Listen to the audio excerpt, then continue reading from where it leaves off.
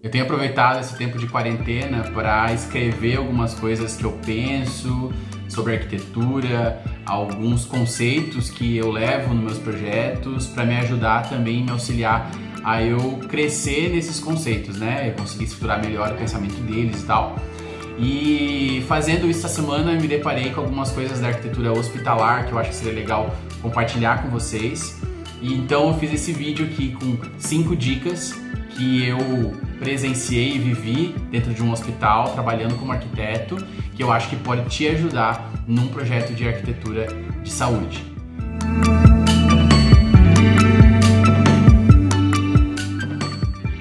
A primeira dica é sobre flexibilidade. Esse conceito ele é bem falado na faculdade, por exemplo, ou nos espaços que a gente tem criado na arquitetura hoje em dia, né? Tudo tem que ser muito flexível, tudo tem que ser muito adaptável ao como cada tipo de pessoa utiliza aquele espaço, mas talvez é um conceito que não entra muito quando falamos de arquitetura hospitalar. Talvez o que você imagina de arquitetura hospitalar ao ouvir isso não tem que ser um espaço flexível. Mas quando nós estamos dentro de uma estrutura hospitalar e percebendo como funciona o trabalho do dia a dia dos profissionais, como muda de um ano para outro, por exemplo, a maneira de trabalhar, a maneira de cuidar dos pacientes, da assistência como um todo, isso faz toda a diferença. Por exemplo, nós estamos tendo agora essa pandemia do coronavírus e isso teve que gerar muitas soluções rápidas e com a estrutura existente dos hospitais para que pudesse cuidar desses pacientes, mas também cuidar dos profissionais e dos pacientes que já estavam dentro do hospital com outro tipo de enfermidade ou com outro tipo de tratamento. Por exemplo, né, você viu que muitos estádios de futebol viraram locais de triagem para coronavírus, muitos hospitais criaram fluxos específicos para pacientes em situação de suspeita do Covid-19, então muita coisa teve que ser flexível e se o espaço hospitalar não permite esse tipo de flexibilidade, ele é um espaço que não prevê mudanças, não prevê crescimento, não prevê até coisas imprevisíveis, né?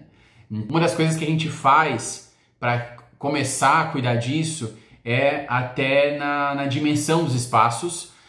O dimensionamento mínimo dos espaços que é colocado pela RDC 50, em alguns casos funciona para coisas que não tem muita diferença, tipo um DML, por exemplo, mas quando diz respeito a áreas de tratamento de pacientes, a área que vai receber algum tipo de tecnologia médica, isso aí precisa ser repensado em cada momento de projeto. E essa mudança que acontece com os anos no hospital, ela acontece muito junto com o plano diretor da cidade e o plano diretor hospitalar. Mas isso pode até gerar umas dúvidas de como isso acontece, né?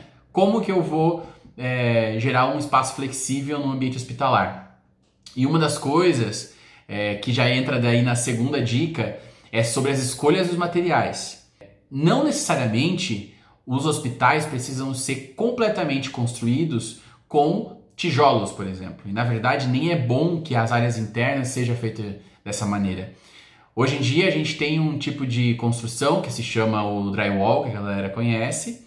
E esse tipo de construção, ela permite que nós façamos uma estrutura metálica, de alumínio a estrutura, e nas laterais, nas duas faces, nós colocamos algum tipo de placa, ou pode ser de gesso, ou cimentícia, gesso verde, alguns tipos diferentes de placa, e isso gera a nossa parede.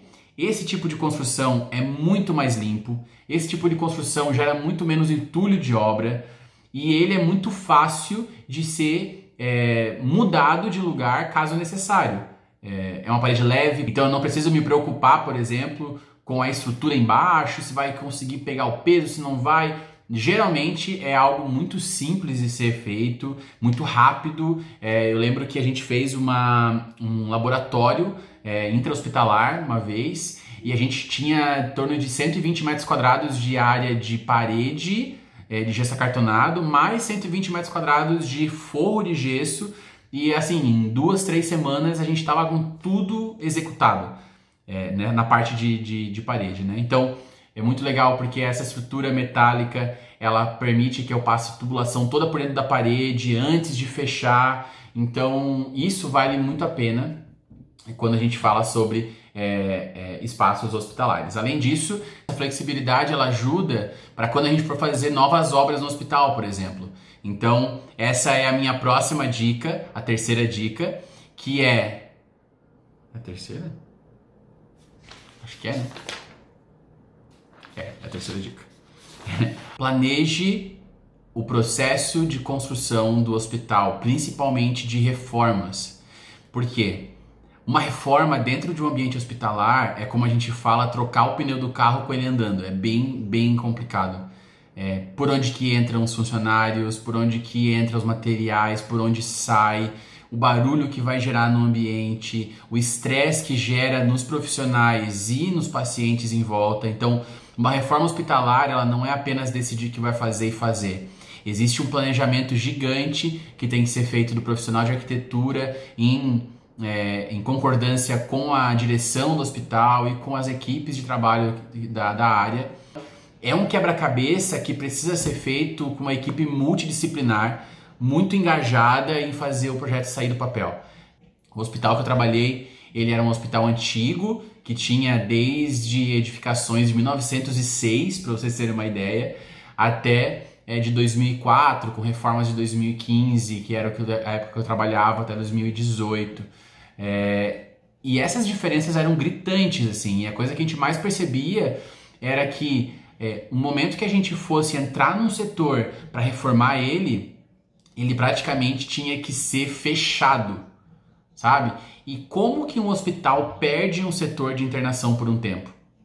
6 meses, 1 ano, 1 ano e meio, ou até mais, dependendo do tipo de obra que vai ser feito. Espaço para gerar recepção, outro espaço para gerar atendimento. Como que funciona esse quebra-cabeça? Nós estamos preparados para receber esse tipo de mudança ao longo da história do hospital, porque o hospital é um ambiente totalmente vivo. Ele, a cada momento, a cada clima, a cada mudança, ele vai tendo que se adaptar ao espaço, às pessoas e ao tratamento que é feito lá dentro, né? Então, vamos lá. Precisamos reformar uma área, nós precisamos pensar como que isso vai funcionar. Então, essa é a terceira dica. Planeje bem a sua obra. E planejar bem essa obra, ela vem também antes de uma coisa um pouco mais humana do projeto, que é pensar sobre para quem é feito esse projeto, né? Quando nós falamos sobre um projeto de arquitetura, nós temos que ver que aquele projeto vai ser lido e vivido por alguém.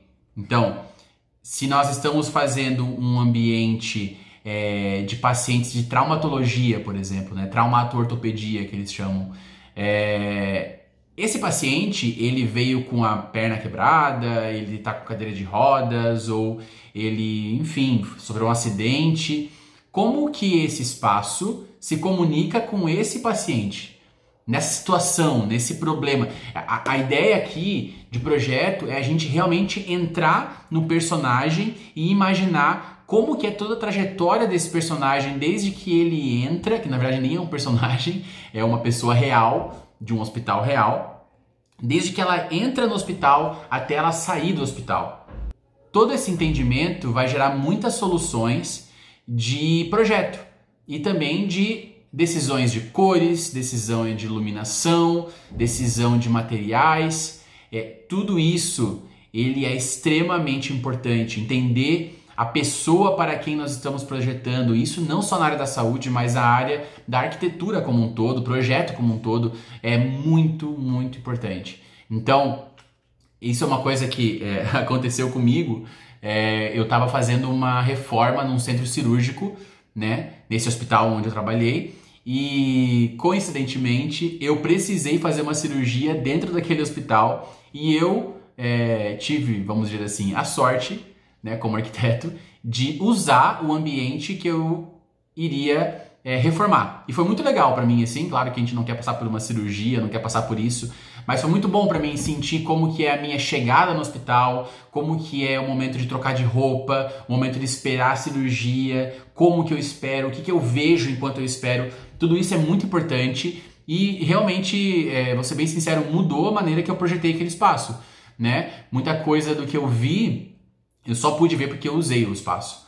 Então, até se você é estudante de arquitetura, por exemplo, está fazendo um TCC de um projeto hospitalar, muitas vezes é difícil a gente conseguir ter esse tipo de contato, né, de entrar no lugar e sentir, ficar lá um tempo, trabalhar lá dentro um tempo, mas eu te dou essa dica de tentar ao máximo conseguir com algum hospital da sua região, da sua cidade, para você ficar no lado do profissional que trabalha e sentir a dor que ele sente e sentir aquilo que ele vê, aquilo que ele está trabalhando no dia a dia e ver como que o paciente utiliza aquele espaço. A ideia é que nosso espaço não seja apenas um cumpridor de regras, onde eu cumpri as legislações da RDC, cumpri as legislações dos bombeiros, cumpri isso, cumpri aquilo, mas daí ele não é feito para o ser humano. De nenhuma maneira eu estou tirando a força do que a legislação pede, e isso tem que ser com certeza seguido, mas é o mínimo. Um bom projeto, ele entende esse mínimo, ele cumpre esse mínimo, mas nós precisamos ir um pouco além e pensar nas pessoas. E essa humanização da arquitetura precisa de um profissional de arquitetura para sentir o espaço e dali gerar um projeto que seja bom para as pessoas. E daí, entrando na minha última dica, utilize áreas externas de um hospital. Não é só o leito, o tamanho do leito, se isso vai aqui, vai encaixar aqui, vai ali, que vai ajudar o paciente a ser tratado. Mas também o contato com a área externa do hospital é algo extremamente importante. Já tem estudos científicos que mostram realmente a melhora de quadros de pacientes que têm maior contato com a área externa, com vegetação, olhar para o céu. Isso parece ser muito lúdico, né, no projeto, mas realmente isso funciona. Por exemplo, trabalhando dentro daquele hospital, eu via inúmeras vezes quando acompanhantes pegavam o paciente que estava acompanhando, né, e levavam até uma janela ou até uma porta que abria para uma área externa. Nós temos uma pracinha memorial nesse hospital, que era bem legal. E essa pracinha ali era um ambiente para a pessoa ir lá respirar fundo, sabe? Tipo assim, eu consigo ver a área externa ainda, eu tô vendo essa planta, eu tô vendo esse céu, eu tô sentindo o vento, porque imagina, né? Pessoas que ficam meses, às vezes, internada, só vendo o mundo através de uma janela. É quase que uma prisão para ela. O sentimento é quase uma prisão, né? Então, tudo isso é extremamente importante no projeto, é extremamente importante na execução de uma reforma hospitalar, é extremamente importante a gente estudar muito, estudar materiais, estudar cores, estudar iluminação e estar sempre desenvolvendo algo a mais, né, no nosso projeto, porque isso faz toda a diferença na pessoa que está sendo tratada, nos profissionais que estão trabalhando, é um momento muito delicado, o momento da pessoa estar num hospital. Geralmente a gente chega num hospital por algum problema. Se nós projetarmos pensando neles, eu tenho certeza que o nosso projeto ele vai ganhar mais propósito, vai ganhar mais significado e vai ganhar muita qualidade. Então, essas foram 5 dicas que eu pude passar para vocês hoje. Quero passar muito mais coisa em relação a isso, em relação ao que eu aprendi na área de arquitetura de saúde. E se você tem alguma dúvida a mais em relação ao assunto, por favor, me mande mensagem. Vou deixar aqui embaixo o meu Instagram, se você quiser me mandar mensagem também. E aqui, claro, comente, compartilhe esse vídeo com aquele seu amigo que quer aprender mais sobre isso. E até semana que vem no próximo vídeo. Valeu!